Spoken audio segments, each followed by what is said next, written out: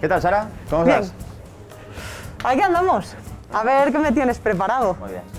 Pues lo que vamos a hacer es el porridge, un porridge, que normalmente estamos acostumbrados a que sean simplemente copos de avena y leche o bebida vegetal. Pero claro, si hacemos una vueltecita, podemos hacerlo un poquito más interesante y más apetecible. Así que lo primero que hacemos es añadimos la leche. Nada. Y esto también, no he pesado nada, así que vamos a hacerlo un poco a ojo. Luego añadimos copos de avena.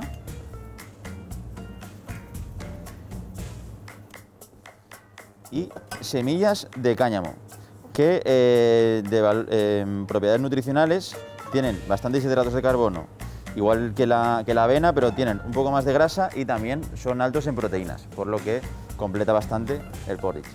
Y por eso nos sería un poquito mejor para después de entrenar. ¿Para antes nos valdría? Para antes, ahí te voy a hacer una pregunta curiosa. ¿Eres de comer antes de entrenar o no? Es que me levanto con mucho hambre, pero sí que hay días que alterno, que entreno sin desayunar y días que sí que desayuno, porque al final yo madrugo mucho y hasta que llega la hora de entrenar igual han pasado 4 horas. Yo es que suelo entrenar, claro, con los niños y todo eso, tengo que entrenar a primera hora. Entonces, claro, si tengo que entrenar a primera hora, hago un café y luego, ¿y tú qué haces? ¿Haces hasta media distancia? He empezado este año. Sí.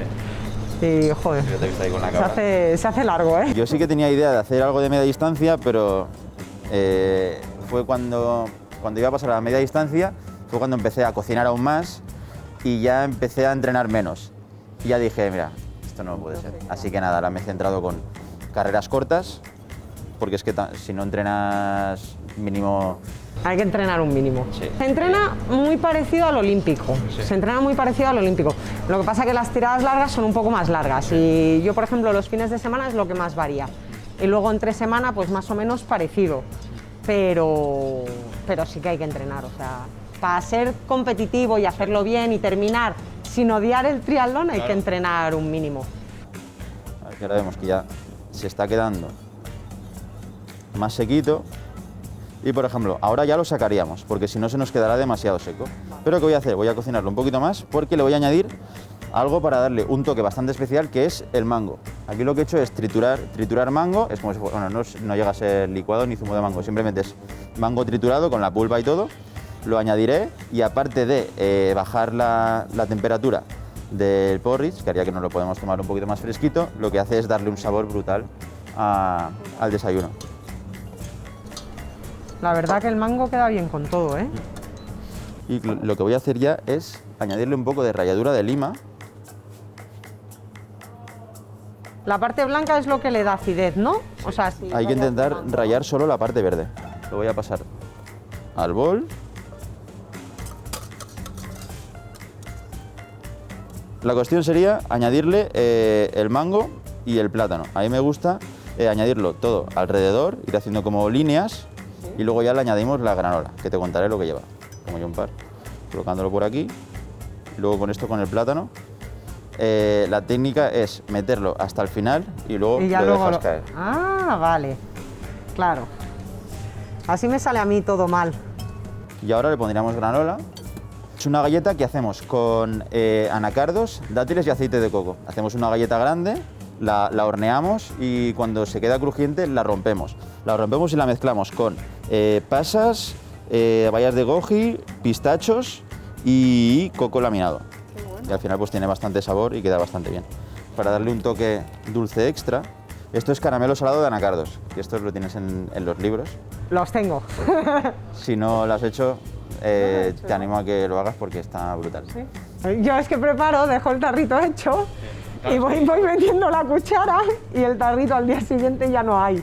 Es súper completo nutricionalmente y luego si quieres variar podrías, aparte de que fuera puedes añadir las frutas que se te ocurran, pero luego le he puesto lima, pero podrías ponerle limón, incluso un poquito de zumo de fresa o de frambuesa que le da mucho sabor. O sea, aquí con esto ya puedes variar. ¿Y con ralladura de naranja, por ejemplo? También con ralladura de naranja. Qué bueno. Y aquí te voy a enseñar lo que a mí me suele gustar antes de competición, que hay mejor que una tortilla de patatas. Así que nada, lo que hago es hacer gofres de tortilla de patata, que aquí lo que hacemos es cocinar la patata y la cebolla al vapor.